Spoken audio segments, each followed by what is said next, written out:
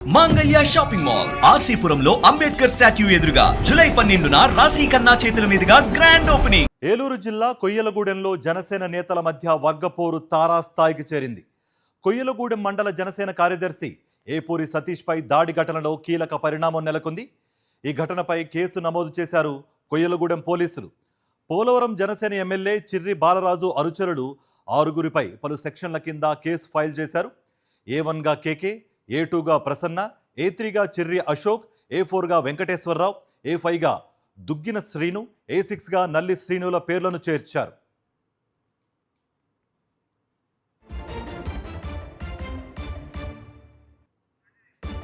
Social మీడియాలో MLA Chirri దంపతులపై పోస్టులు పెట్టారనే కారణంతో ఏపూరి సతీష్ను ఇంటి నుంచి తీసుకువెళ్లి ఇనప రాడ్లతో చితకబాదారు జనసేన నేతలు.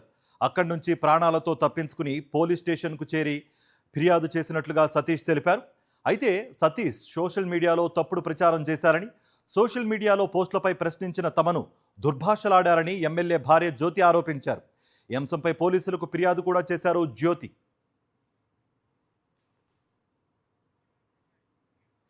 ఇదే అంశానికి సంబంధించి మరింత సమాచారం మా ప్రతినిధి పోతురాజు అందిస్తారు. పోతురాజు, కొయ్యలగూడెంలో అసలు ఏం జరుగుతోంది? ఒకళ్ళపై ఒకళ్ళు, అది కూడా కూటమిలోని ఇరు పార్టీలు ఒకళ్ళపై ఒకళ్ళు కేసులు పెట్టుకునేంత వరకు సిచ్యువేషన్ వెళ్ళింది.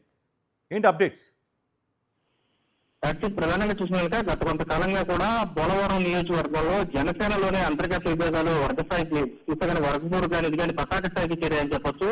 ప్రధానంగా ఎమ్మెల్యే ఎవరైతే ఉన్నారో చిర్రి బాలరాజుకి సంబంధించినటువంటి అంచన వర్గం కూడా పూర్తి స్థాయిలో పేటరిగిపోతున్నారని చెప్పొచ్చు. స్థానికంగా ఉన్నటువంటి కోయిలగూడెం మండలానికి చెందినటువంటి పార్టీకి సంబంధించిన ఏకంగా జనసేన మండల కార్యదర్శి ఎవరైతే ఉన్నారో ఏపూడిపై సతీష్ కి సంబంధించినటువంటి అతనిపై కూడా దాడికి పూనుకున్నారని చెప్పొచ్చు. ఏకంగా అతనికి సంబంధించి సోషల్ మీడియాలో ఇటీవల గ్రూప్ లో కూడా ఎమ్మెల్యేకి వ్యతిరేకంగా పోస్ట్ పెట్టాడని అతను ఏకంగా ఇంటికి వచ్చి తీసుకెళ్లిపోయి ఏకంగా ఎమ్మెల్యే భార్య అతని అనుచర వర్గం కూడా ఎవరైతే ఉన్నారో ఇంటి నుంచి తీసుకెళ్లి విచక్షణారహితంగా కారులోనే కొంత దూరం తీసుకెళ్లి ఇనప రాడ్లతో విచక్షణారహితంగా కొట్టి మరిపు చంపేస్తామని చెప్పని గంటతో కూడా బెదిరింపులు చేసినటువంటి ఘటన కూడా చూస్తే కనుక ఏలూరు జిల్లాలో కలకలం రేపుందని చెప్పొచ్చు.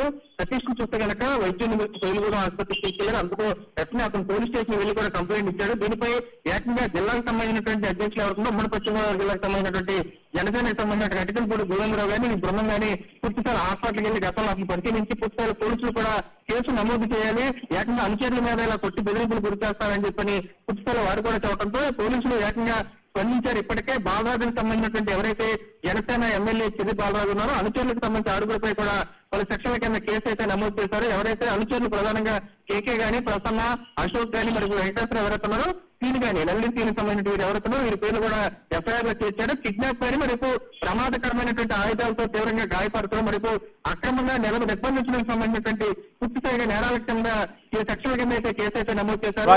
ఈ దాడి ఘటనకు సంబంధించి మొదటి నుంచి ఉన్నటువంటి ఎమ్మెల్యే భార్య ఎవరైతే ఉన్నారో ఆమె కేసు నుండి తప్పించడం పట్ల పూర్తిగా వ్యతిరేక వర్గం అయితే అసంతృప్తిలో ఉన్నటువంటి స్పష్టంగా కనిపిస్తుంది. Karthik, thank you Poturaju. మరిన్ని అప్డేట్స్ కోసం ఛానల్ ను సబ్స్క్రైబ్ చేయండి. నోటిఫికేషన్స్ కోసం బెల్ ఐకాన్ పై క్లిక్ చేయండి.